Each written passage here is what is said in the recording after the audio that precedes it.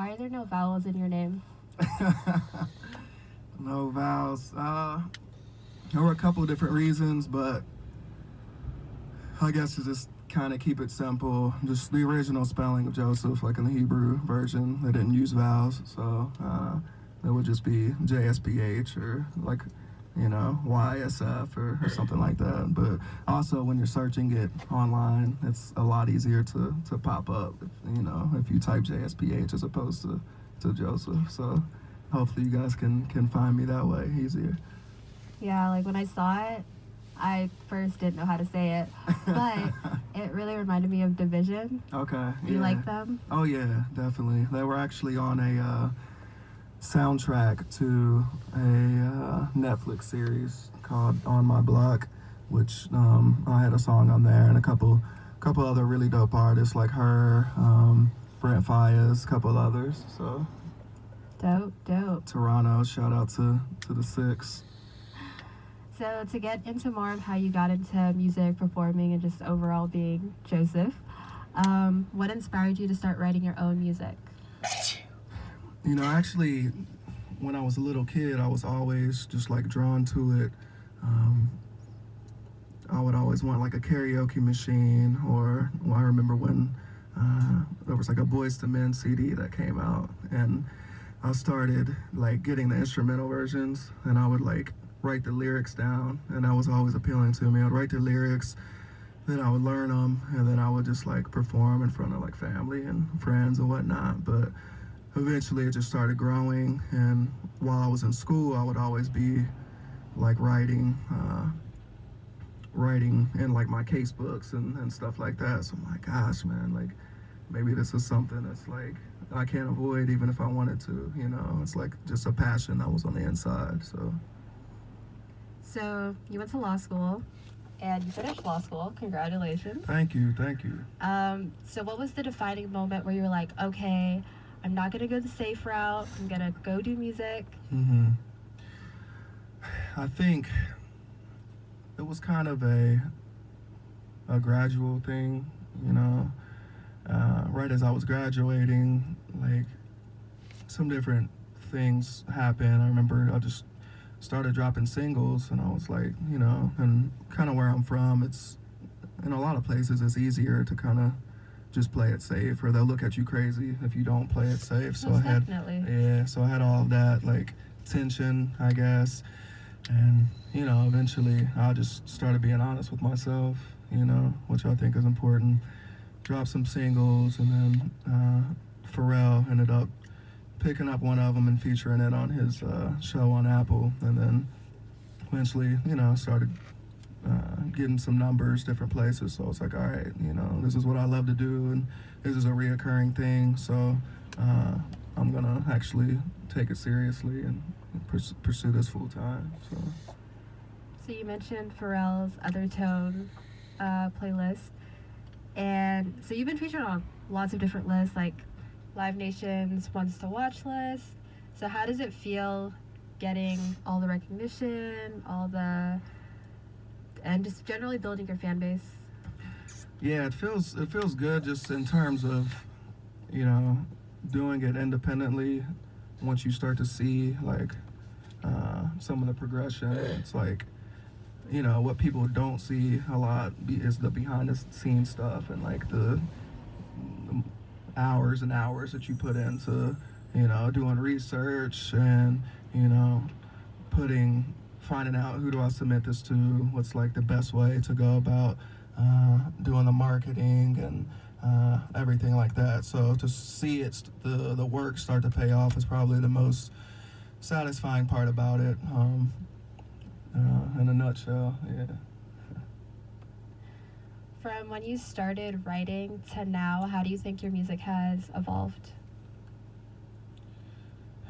I think it's constantly evolving, just because I think as people, we grow, we experience different things, and we change, even, I feel like I'm not the same person I was this time last year, even, you know what I mean? So I think that that's going to reflect in your art as well. So yeah, just different experiences, different things that you go through. Most of what the writing is based on uh, real life experiences. So yeah.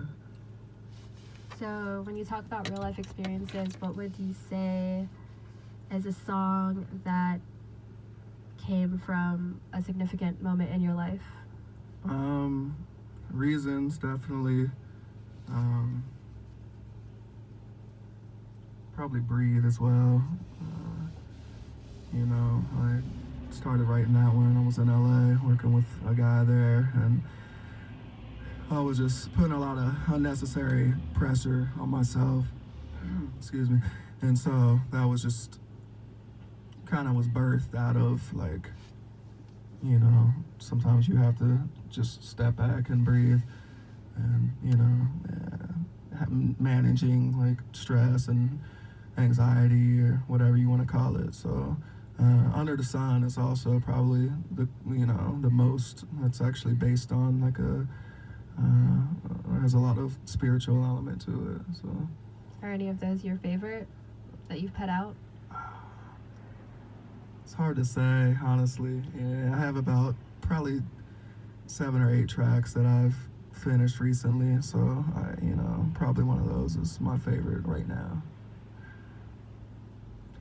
So, backtracking a little bit, when you were a little kid, you said that you liked to perform for your friends and your family. Uh-huh. What was one of your favorite songs to perform? Favorite songs? Let's see. I think it was probably a Boyz II Men song, Water Runs Dry. Yeah. You don't even talk anymore. Okay, push through vocals.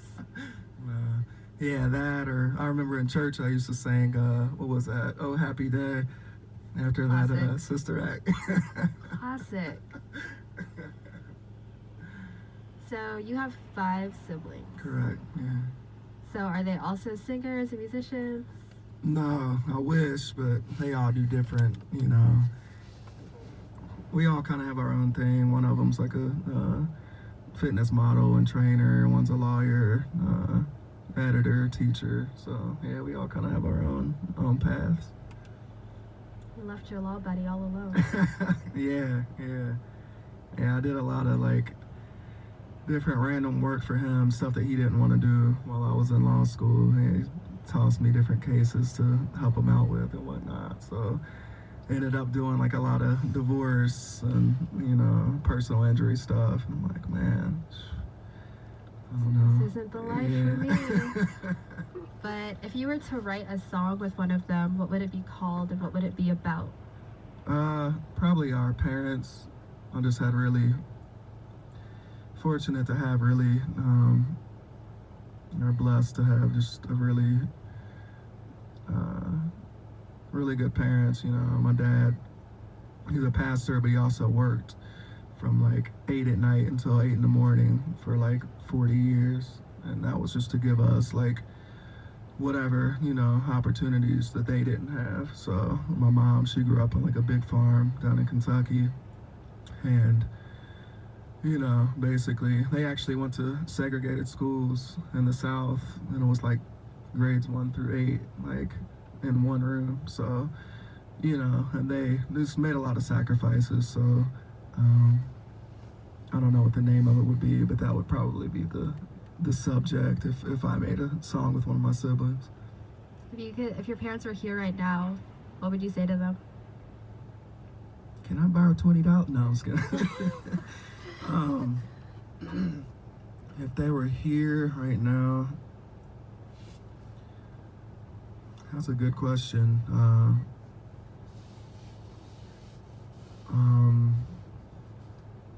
Yeah, I hope that they know that I take kind of representing our family and name like as a serious thing, and and things that I do are not to avoid like responsibilities or anything. It's like this is what my true love is and passion is, and I'm glad that it's like starting to pay off. And they might not understand like what 1 million streams on whatever means, but hopefully one day they'll see like the you know the benefits of that. So the, I would say that's one of the biggest things about not going with the safe path is people don't always get it. right, exactly.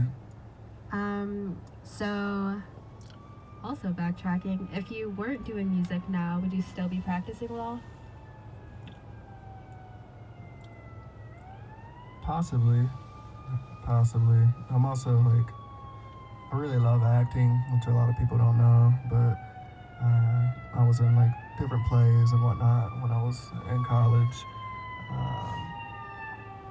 So honestly, it would probably be something artistic. That's really Yeah. So, what do you feel about your music that separates you from current artists or from artists that you look up to? I try to stay honest and try to stay, true to who I am. I don't really sing about things that I'm not doing or that aren't, a part of who I am. So, and I think everybody is unique in their own way. So I think that if you, stay true and it comes from your heart, then, there's going to be automatically a uniqueness about it. Who would your dream collaboration be? Michael Jackson, maybe? No, I mean, like, currently, man, yeah, that's a tough one. There's a lot of different artists that I really appreciate. John Legend's from not far from where I'm from. That would be cool. I'm into her a lot. I think Jsph is really dope. So yeah. Did you like her's newest part 2 of I Used to Know Her? Oh yeah, definitely a big fan. There's a lot of. It's cool to see kind of the modern progression of some of the R&B artists that are kind of taking the torch and doing their thing. So. So when it comes to R&B, do you feel like it's making a comeback? Do you feel like it's getting more popular now? Yeah, I definitely think it is. I think maybe the people are kind of doing it and putting kind of their own little twist on it, I guess. But yeah, I mean, there's definitely a lot of 80s and early 90s nostalgia kind of coming back, even in like fashion. It's everything comes back around. So I'm glad that I'm glad this is something that people are starting to give recognition to, that it should get. Yeah. So you said nostalgia. You're coining the term modern nostalgia. So what do you mean by that? What does that mean? So really just doing something modern, but having elements of paying homage still to like the greats and what came before me. So having a part of that, but also kind of putting a twist, doing it in a way where it's still accessible to, yeah. So kind of like I said, like watching like a VHS, you get a certain feel, comfort to it, but watching it on like a flat screen or something, if that makes sense. So what would the cover art for the soundtrack of your life look like? Probably a mess, honestly. Something abstract, warm, bright, and something that has some kind of progression or is leading to something greater. We're all a mess inside, but it looks like you're doing great. So Do you have any new projects that are coming up that we should be on the lookout for?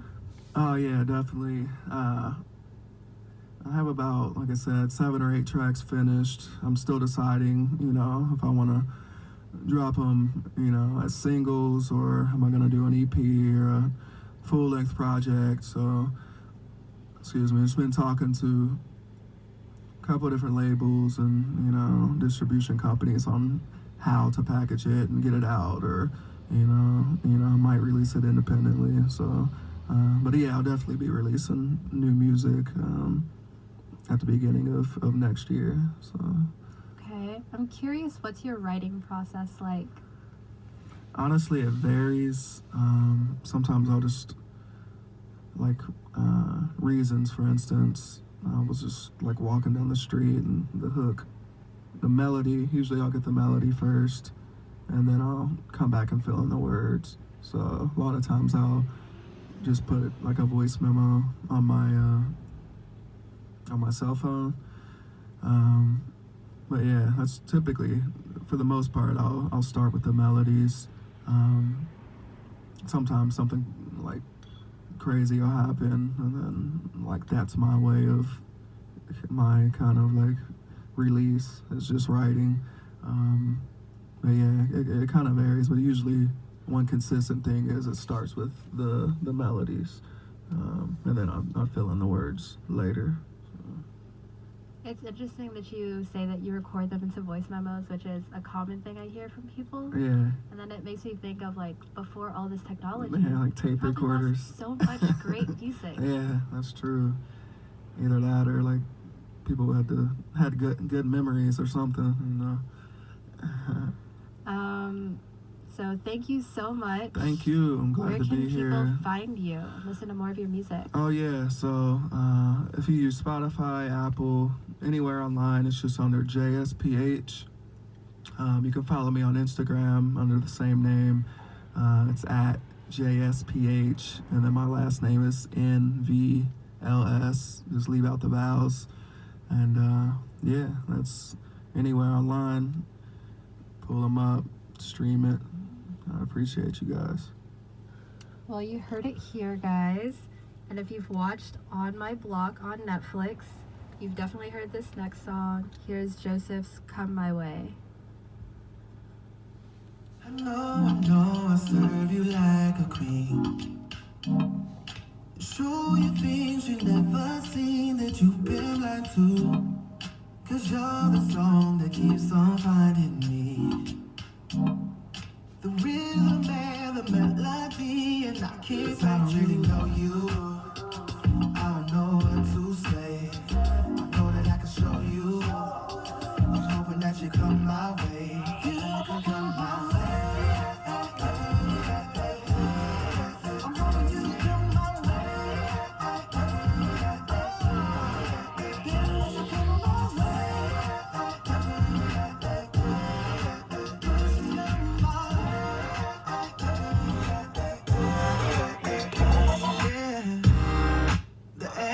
To the question that I never asked.